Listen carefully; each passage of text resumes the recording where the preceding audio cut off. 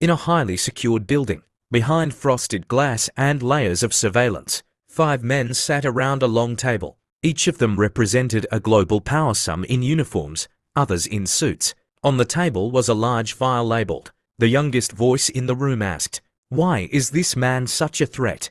The oldest among them, a former intelligence chief with graying temples and cold eyes, leaned forward. "Because he knows something we hoped no African would ever learn, how to lead without fear." A red light blinked on the table. They began the briefing.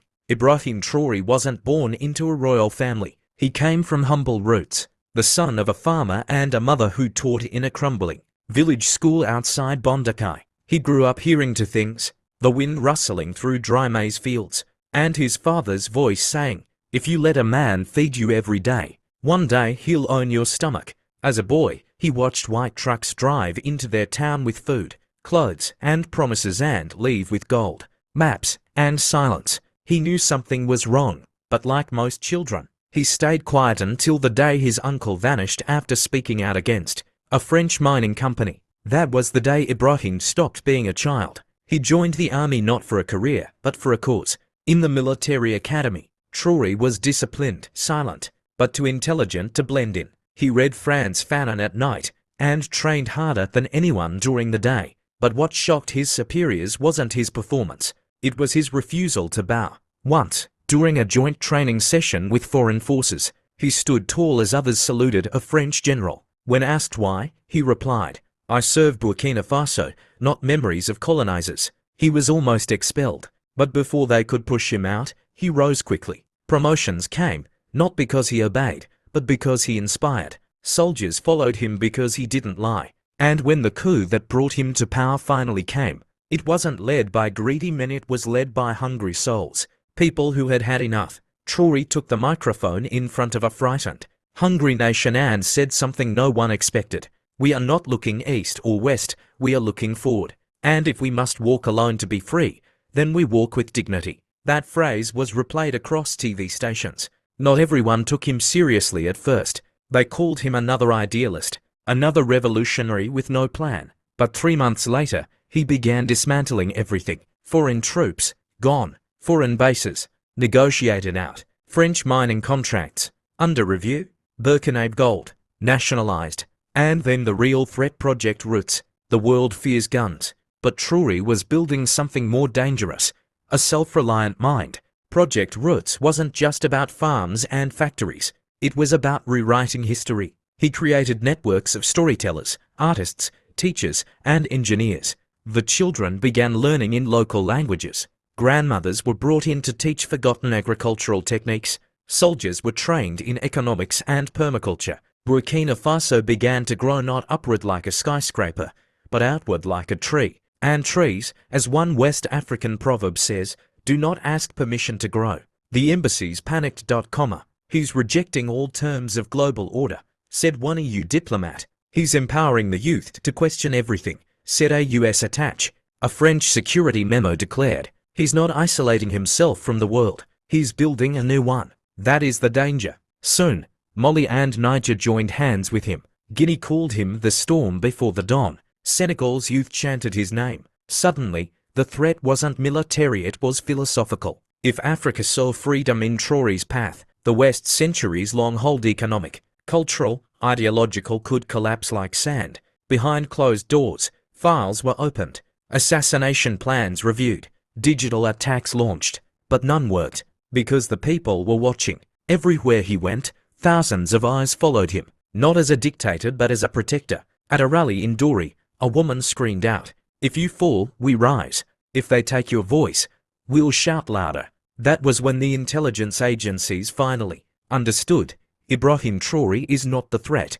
The people who believe in him are. Behind velvet curtains in New York, London, and Paris, discussions turned grim. Is it better to kill him and make him a martyr, or wait for him to fail? But Traore was not failing. Burkina Faso's inflation dropped. Local exports rose. Volunteer youth programs exploded. Rural health services tripled. He even introduced a new barter-based economy in villages to escape currency control. He became the one thing no empire can afford, an example. A leaked audio file made its way to Al Jazeera and was later confirmed as real. It was the voice of a Western official saying, "This is bigger than Burkina Faso. This is the beginning of post-colonial Africa, and we cannot stop it unless we fracture it from within." That message went viral. Traore did not respond with anger. He responded with a nationwide art festival celebrating African pride. One mural showed him watering a giant baobab tree, as Sankara, Nkrumah, Lumumba, and Biko stood beside him in the clouds.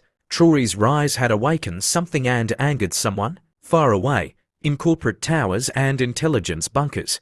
A new strategy was being written, not with guns or spies but with disinformation, infiltration, and betrayal, because if Traore could not be stopped from the outside, he would have to be broken from within. And that plan was already underway. The room was dim, candlelit.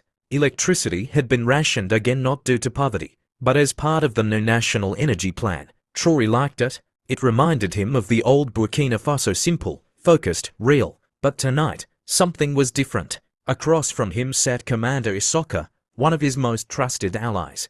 They had fought side by side, eaten from the same bowls, and survived the same ambushes. Traore looked him in the eye. "I heard from Kaya that some soldiers took bribes. Is it true?" Issoka hesitated. "Small things. Nothing major." Traore's voice sharpened. "There is no small betrayal. One crack in the dam, and the whole river swallows us." Issoka shifted, then forced a smile. But Traore knew what he saw.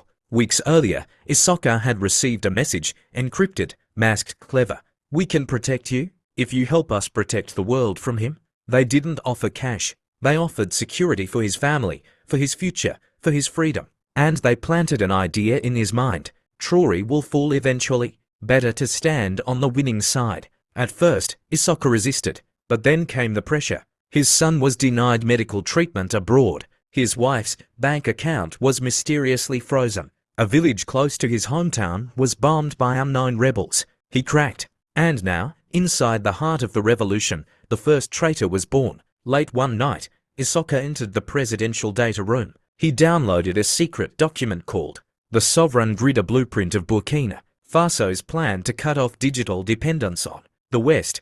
It detailed plans for a localized internet, a national database system, and a digital currency backed by agricultural output, not foreign reserves. It was revolutionary and dangerous. He sent it to an unknown server thinking he was doing a little thing. But by morning, 3 global banks had already flagged Burkina Faso as an unstable entity. A trade freeze was quietly initiated. Aid contracts were suspended. Foreign journalists began smearing Traore as paranoid, isolationist, and a threat to democracy. And the people started to feel it. Markets tightened. Some local producers couldn't sell their goods.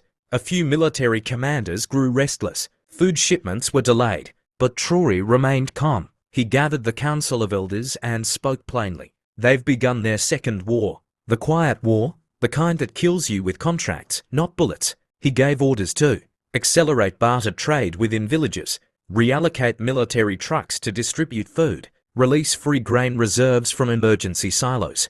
Still, behind closed doors, murmurs grew. Why don't we go back to the deals we had? Maybe we need foreign investment again. He's pushing us too far, too fast. One minister, known for his loyalty, suddenly resigned and fled to Ghana. Something was unraveling. In an open stadium, filled with over 50,000 citizens, Traore took the stage. No script, no security. He looked older now, not in body, but in spirit. If they threaten us with poverty, remember we were born in it. If they try to starve us, we will plant more. If they try to shame us, remember, we were never slaves, we were made slaves. And if they try to turn you against me, ask yourself, what do they gain if I fall? The crowd roared, but not everyone clapped. In the third row, Issoka sat, hands clasped tightly, heart pounding. He had done the unthinkable. And now, a second message came. Deliver him or we deliver war. 2 weeks later, at a midnight rally in the Sahel region,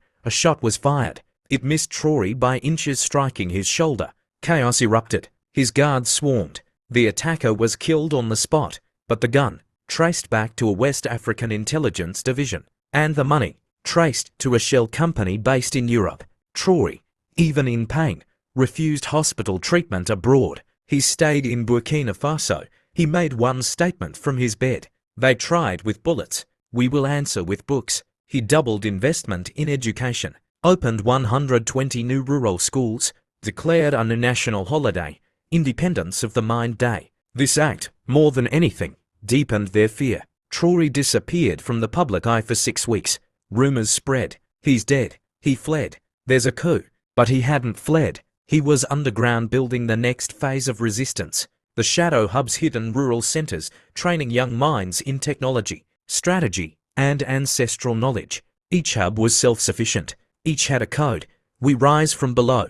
It was here that TRAORE said, the enemy doesn't fear our guns. They fear our minds. And now, we'll build a Burkina Faso that cannot be invaded not because it's defended, but because it's understood. But while he built hope, a final storm was forming. In a covert bunker, 5 foreign powers met again. Their new plan was codenamed Operation Eclipse. The objective: 1. Use economic stranglehold to crush the rural economy. 2. Install a friendly leader within TRAORE's circle. 3.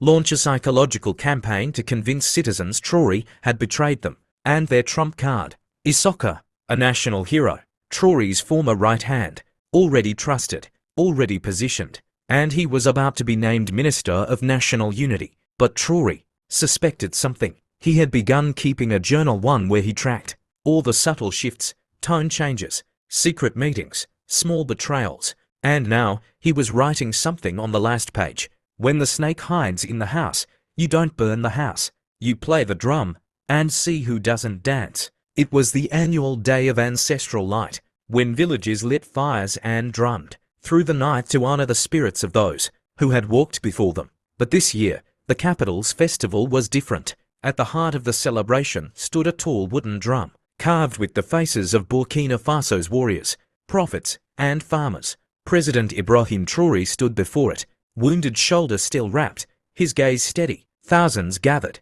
and then he beat the drum. Boom, boom, boom. With each beat, elders from the countryside, youth from digital academies, and former soldiers arrived one by one and surrounded him in a circle of unity. Then, he gave a quiet signal. His military aides moved swiftly not to the crowd, but to the inner circle. Commander Issoka was among those surrounded. "Do you know why I beat the drum tonight?" Traoré asked aloud. "Because when the drum speaks, the truth steps forward." He nodded again. Two aides uncovered a box containing files, surveillance footage, and audio recordings, proof of Issoka's secret meetings, bank transactions, and coded communications with foreign agents. The crowd went silent. Issoka dropped to his knees, but Traoré didn't imprison him immediately. Instead, he held a public tribunal, streamed live across the country. This was not for vengeance, but for teaching. We will not fall into the cycle of coups and blood.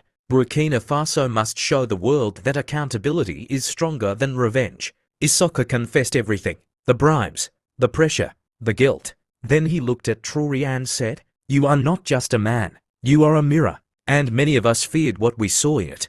Traoré nodded and made a controversial decision.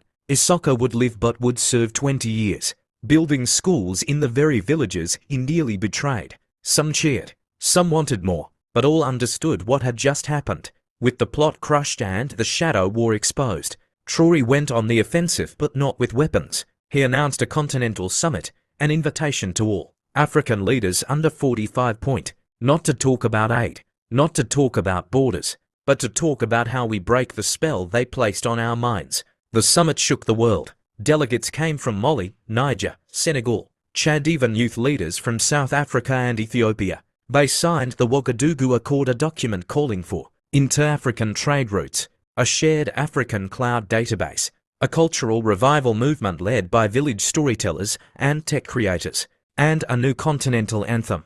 The soil remembers. The West was furious. Sanctions doubled. Media narratives darkened. One foreign outlet called Traoré the African virus. But on the ground, the people didn't care. Markets were shifting. Local crops were feeding cities. New schools were opening in mud villages. And the youth chanted daily, "We are the soil. We are the sun. We do not beg. We build." Unable to defeat him economically or politically, a foreign coalition launched one final, desperate operation. Cyber Nightfall, an attack designed to crash the entire Burkina digital system, send false alerts, paralyze farming drones, and erase government records.